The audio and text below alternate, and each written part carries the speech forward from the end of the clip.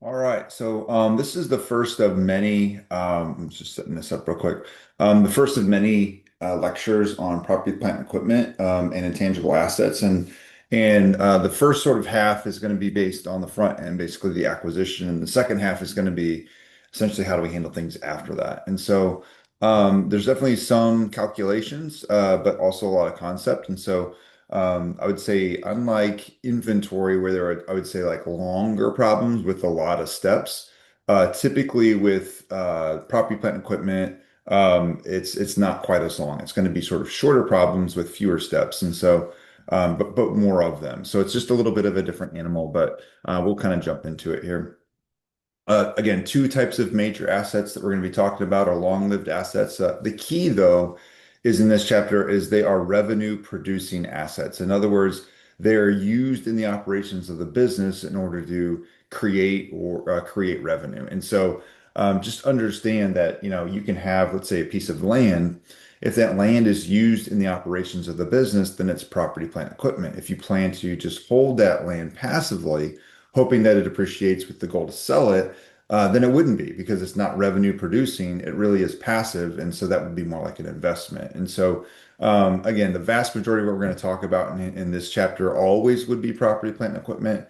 But I want you to be aware that it's possible that it could be classified as an investment depending on how you're using it. So PP&E, that's the big one. Most of us have heard of these different items. So of course you've got land improvements, buildings, machinery, computers, office equipment, vehicles, furniture, and fixtures. Another one we're gonna probably it's new for most students in intermediate accounting is natural resources. And so we talk about natural resources.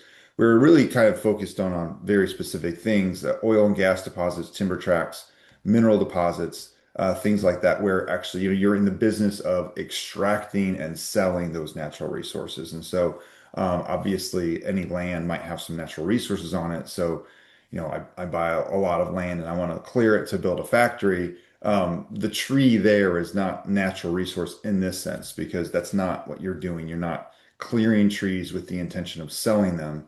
But if you went and bought a large forest somewhere because you're in the timber industry, and you want to clear those trees in order to sell them, then that would be a natural resource. And so just making a little bit of a distinction there.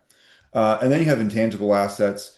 These are still long-lived, they still revenue produce, but there's really no physical substance. And the other part of it is there's a little bit of uncertainty about the future benefits. And so we'll walk through these, but patents, copyrights, trademarks, franchises, goodwill, those are kind of the main ones we'll talk about.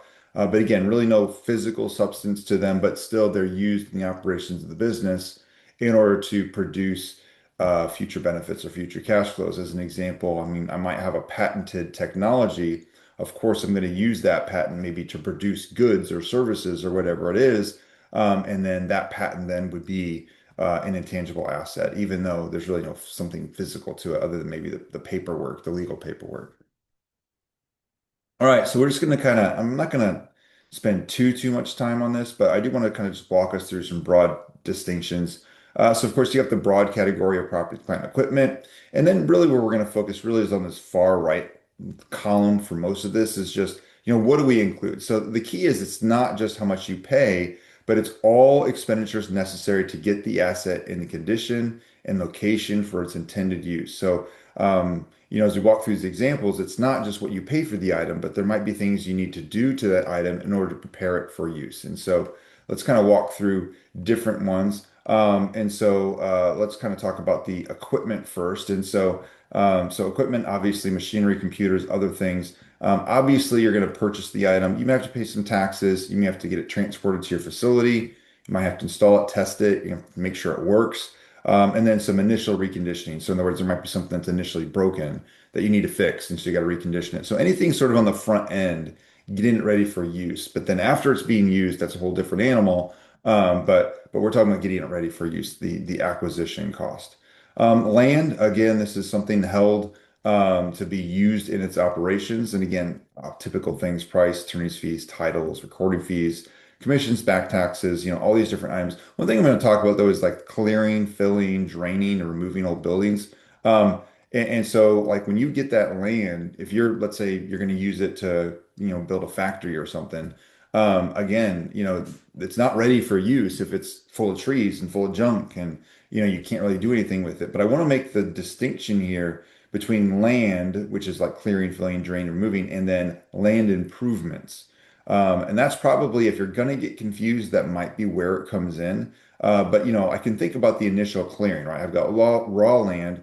I clear it out and it's just kind of sitting there, right? So it's graded, but there's really nothing brought in, I would say, like built on top of it. Does that make sense? It's just sort of still the land. As soon as you start like putting things on top of the land, which would be like parking lots, driveways, private roads, fencing, landscaping, sprinkler systems, maybe utilities, um, that is a land improvement.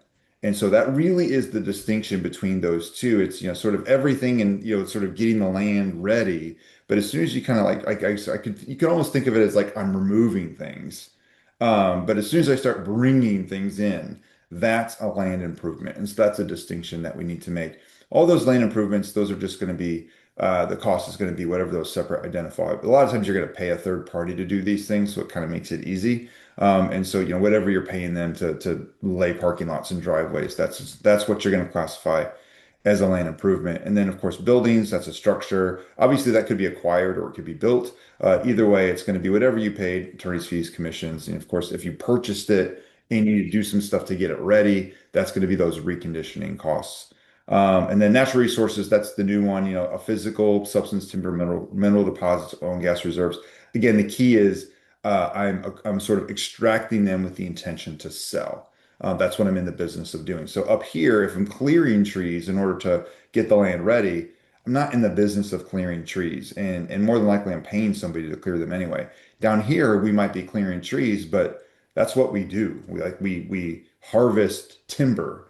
And so that would be a natural resource. And of course, that this is how we would classify that cost.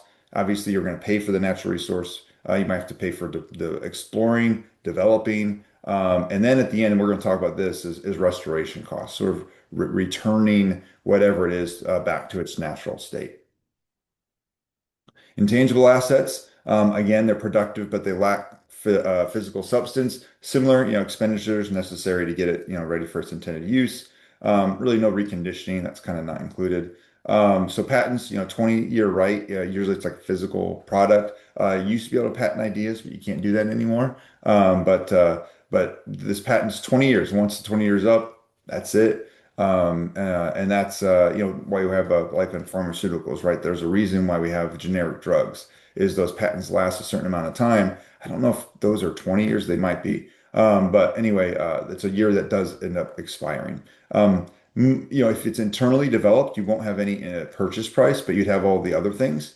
But again, if it's internally developed, you do not include that in this patent cost.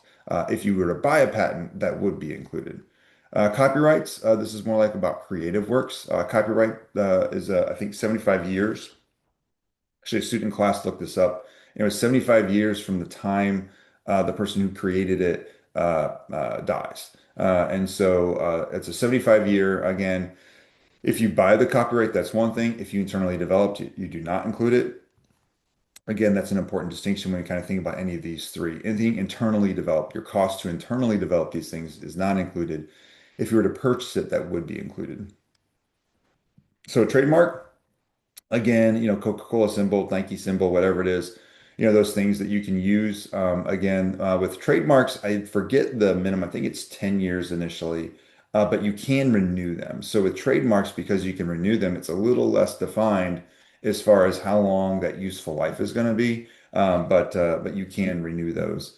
Franchises, this is sort of an interesting one. You think about McDonald's, Chick-fil-A, Starbucks, any of these companies, most of the time the local company is the local manifestation of that company is owned by a local person or a separate entity from corporate. So when you see a McDonald's alongside the street, that's not owned by McDonald's corporate. It's owned locally. McDonald's probably owns the land, but the company is held by somebody else. And so what happens is that local person pays the franchisor whatever amount in order to have the rights to sort of operate that franchise locally. And every franchise agreement is very unique. And so exactly how to account for it, it would have to be unique to that franchise. But typically there's a fee, and then any legal fees to process it. Most of the time there's some sort of fee. And then usually after the fact, there's profit sharing or things like that. But basically that's sort of how franchises work. And so software development costs, what's important here, this is, it's the cost incurred to develop or purchase computer software, but the key is, look, it's encouraged to develop or purchase. We're going to talk a little bit, but the key is it's after technological feasibility. So in other words, if you're just doing, I'd say like more like raw research and you really don't know, that cost is not included. But once you have a feasible product and you have some additional costs that you have to incur to kind of get the application or software fully developed, then that would be something you could, capitalize. And then internally, notice it says costs incurred after application development stage is reached for internal, right? So if there's an internal process, you have to wait until after it's fully developed. So again, R&D afterwards, everything before that, obviously, or sorry, R&D, anything before that is not capitalized, anything after that is. And I would use this word, and I realize I hadn't really described this before, but what we're talking about is whenever I have a cost for something like this, the choice really is, do I capitalize it, which means I create an asset and then I record the expense over time, or do I expense it immediately? And really what we're talking about, these are the things that we are capitalizing. Acquired research and development, notice it says acquired. So if I buy R&D that's in process, that would be capitalized. Anything internal, though, is not. Again, it's the fair value as of the date of acquisition. Anything after that is just going to be expensed. And then goodwill, we're going to spend a lot of time on this one, but essentially the key here is that what prompts goodwill is that there's some consideration given for another company above and beyond its fair value, the fair value of its identifiable net assets. And so we'll get into this example probably in a different lecture. But again, the key here is that there is a fair value given or paid above and beyond. So in other words, I can't internally create goodwill. I can only acquire goodwill from an external transaction. All right, so I think we're going to stop out here, and then I'm going to do a new lecture for the next one. It's a little short, but that's okay. We'll kind of get going on the next one here in a minute.